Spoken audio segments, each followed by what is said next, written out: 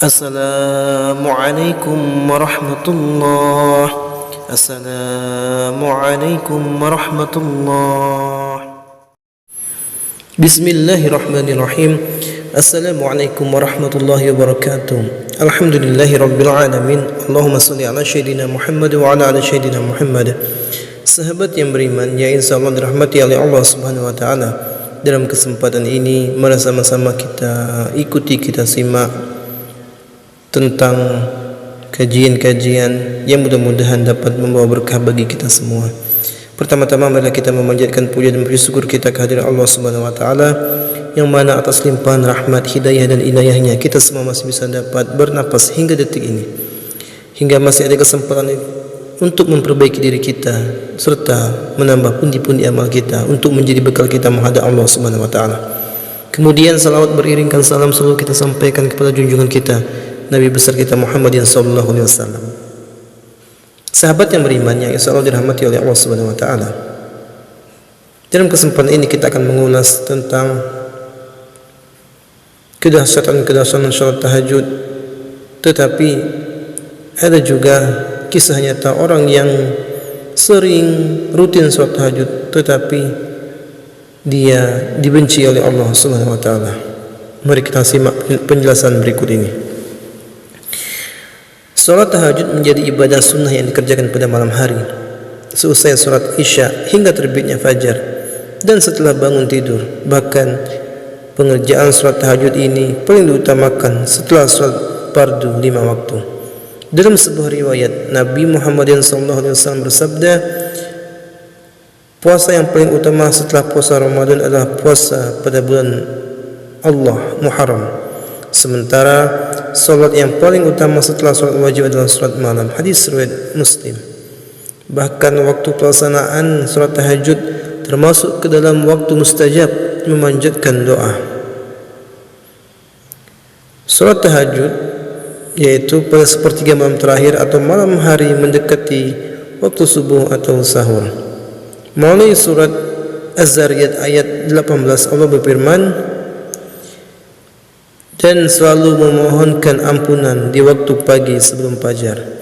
Berkaitan dengan salat tahajud, ada sebuah kisah mengenai seorang ahli tahajud yang tidak mendapat jaminan surga. Mengapa demikian? Mari kita simak cerita berikut ini. Al-Kisah, seorang ahli tahajud bernama Abu bin Hashim. Ia merupakan seseorang yang rajin mengerjakan salat tahajud dan tidak pernah meninggalkannya selama 20 tahun. Suatu ketika saat ia ingin mengambil air wudhu, sesuatu mengejutkannya. Sebuah sosok duduk di pekarangan rumahnya.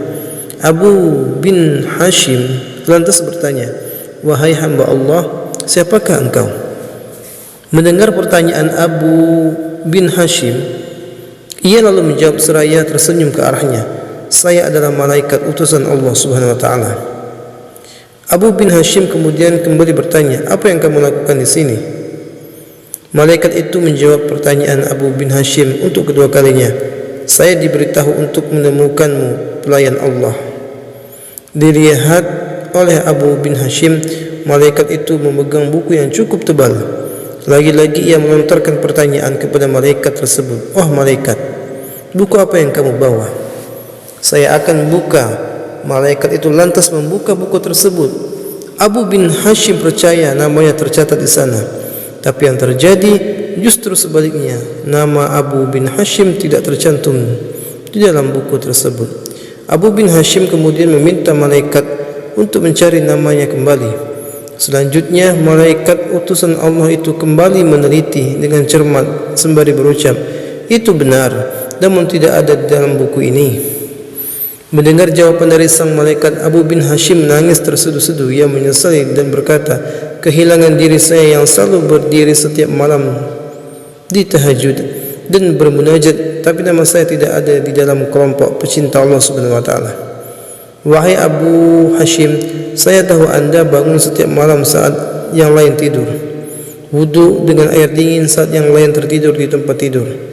Tapi tangan saya dilarang bahwa Allah menuliskan nama Anda." Tutur malaikat tersebut. Penasaran, Abu bin Hashim bertanya lagi kepada malaikat mengenai penyebab namanya tidak tercantum.